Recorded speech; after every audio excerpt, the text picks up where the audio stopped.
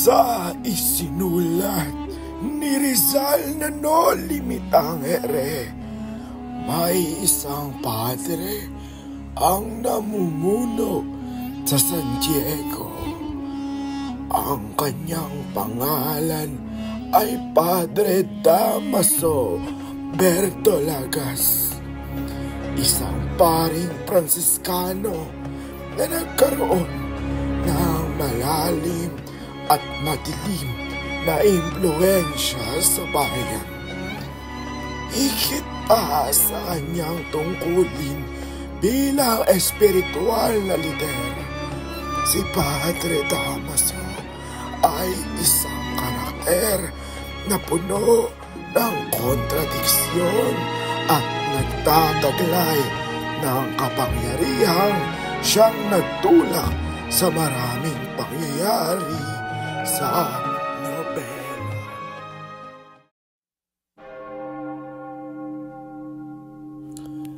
Sa ngalan ng Ama, ng Anak, at ng Espiritu Santo.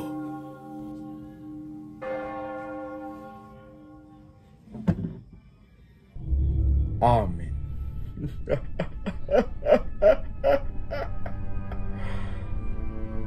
Mga Indio, wala kayong karapatan lapastanganin ang aking pangalan. Ako ang kura paroko ng San Diego, kaya ako ang nararapat galangin ninyong tanan. Huwag na huwag niyong kakalimutan ang aking kapangyarihan. Punyeta! Ako ang nagturo sa inyo ng daan patungo sa langit. Ako ang nagbigay sa inyo ng sakramento. Ako ang humatol sa inyong mga kasalanan. At ano ang aking natanggap? Pagkukunwari, pagsuway at kawalan ng utang na loob. Ang mga Indyong yan, mga walang pinag-aralan, mga sunod-sunuran lamang. Hindi dahil sa aming mga praile, mananatili silang mga mangmang at walang Diyos. Kami ang nagdala ng sibilisasyon ng tunay na pananampalataya sa lupaing ito. At ano ang kanilang igaganti? Pagdududa? Paghihimagsik? Si Crisostomo Ibarra, ang pinatang yan! Akala niya ba'y mas matalino siya kaysa sa akin? Dahil lamang nakapag-aral siya sa Europa.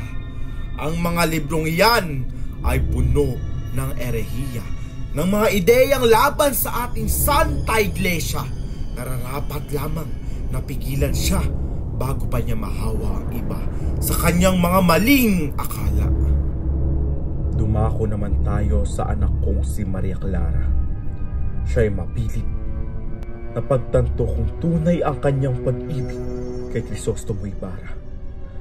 Bagkus ako'y kanyang pinapili kong kumbento o kamatayan, kaya't sinabi ko, humanap na siya ng ibang lalaki, ibang pag-ibig, maging sino man. Huwag lamang si Crisostomo Ibarra.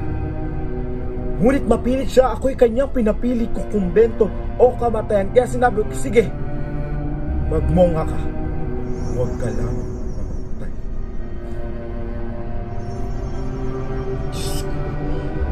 Kung ako'y inyong pinaghihigantihan, huwag niyo na pong itamay ang walang malay kong anak. Kayo na ang humusga. Basta't huwag niyo lamang akong kakalimutan. Ako ang kura paroko sa San Diego. Ako ang pinakamakapangyarihan. Ha ha ha ha!